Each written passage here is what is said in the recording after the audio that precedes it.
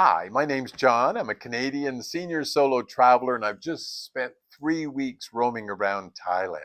Bangkok, Krabi, Phuket, Chiang Mai, all new places for me. Before I left, I planned to test out some of my usual solo travel strategies, the little things that I do to avoid feeling isolated while I'm on the road alone. I've handed out a lot of advice in previous videos, but how did that advice hold up when I actually put it into practice? Well, stick with me and we'll see how it went. Now that I'm back, I've had time to think about what helped, what surprised me, and an opportunity to consider if I might do some things differently on my next trip. I landed in Bangkok not knowing a soul, and I'll be honest, the first day always carries a bit of tension.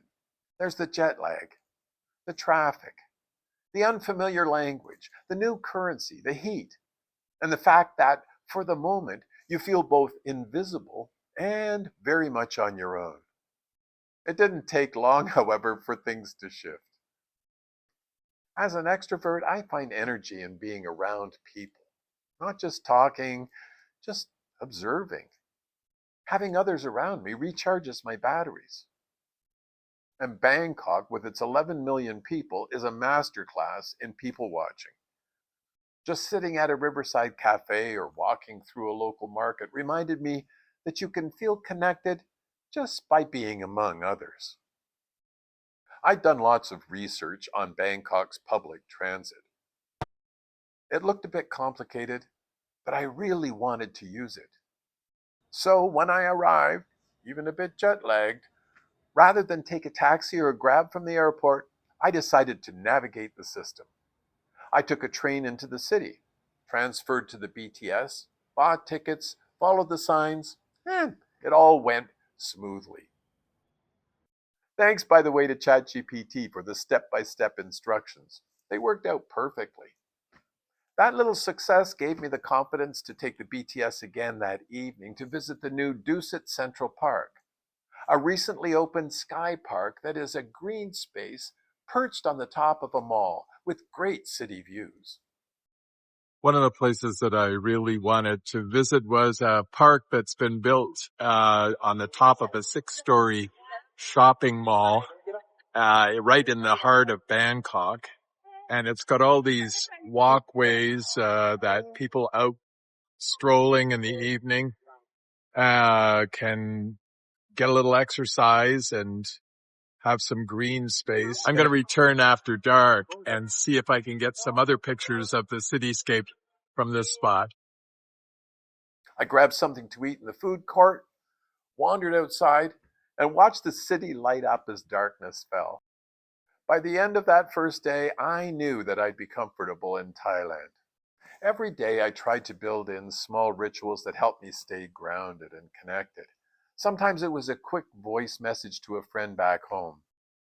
Other times just sharing a few photos with a short caption. I found time each evening to review the day's photos, edit a few, and think about how I might tell the story later. In the past few years, I've always used an eSIM. It lets me stay connected wherever I go throughout the whole trip.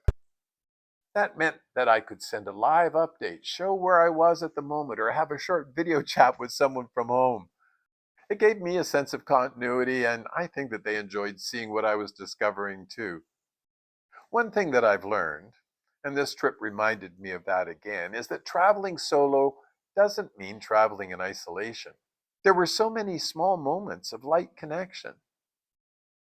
I had lunch at Jack's Bar in Bangkok, and I struck up a 1 hour connection with a fellow sitting next to me who was from Belgium.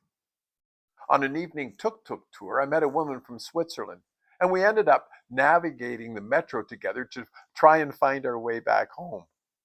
It was sort of like a two-person scavenger hunt.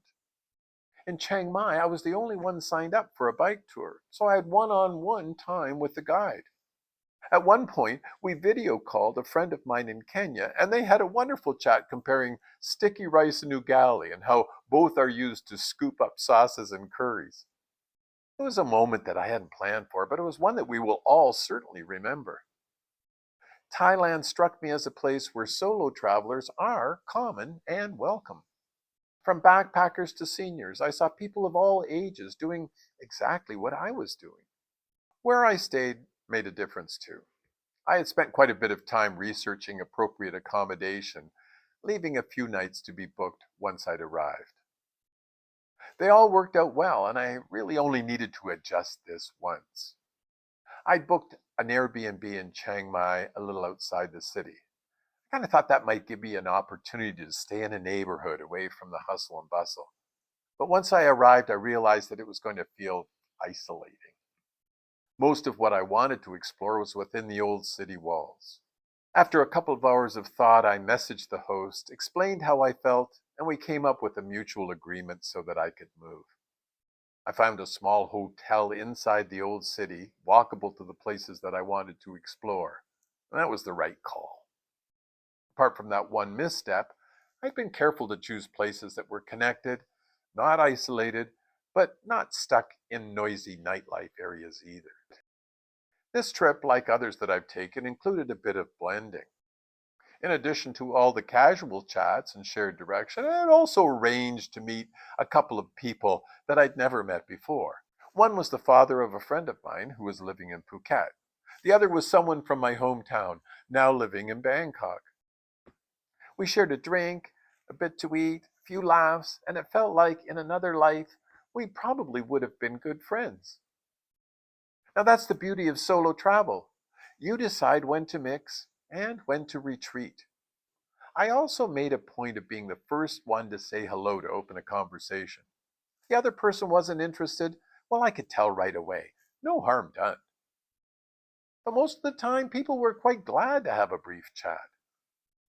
And while I still prefer the freedom of traveling solo, I also enjoy short group experiences.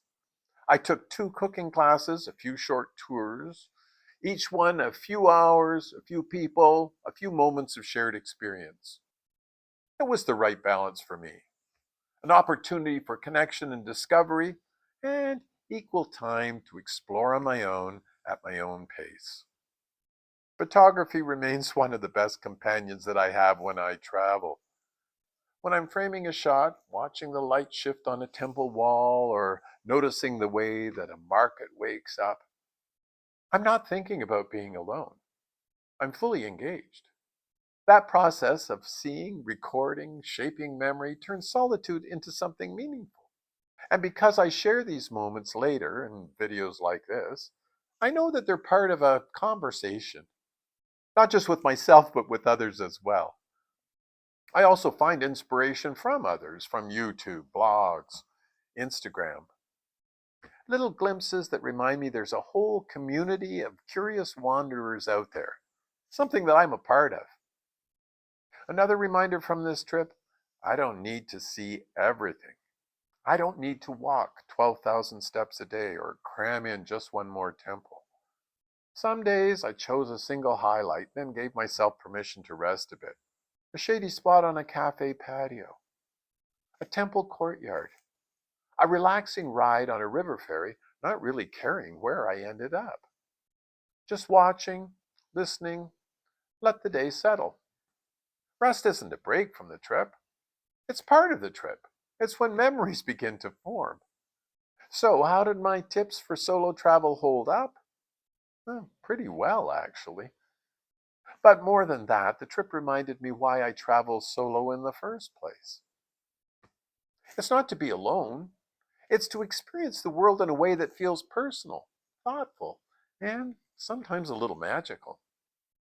If you've ever thought about traveling on your own, especially later in life, I hope that this has offered you a little bit of encouragement.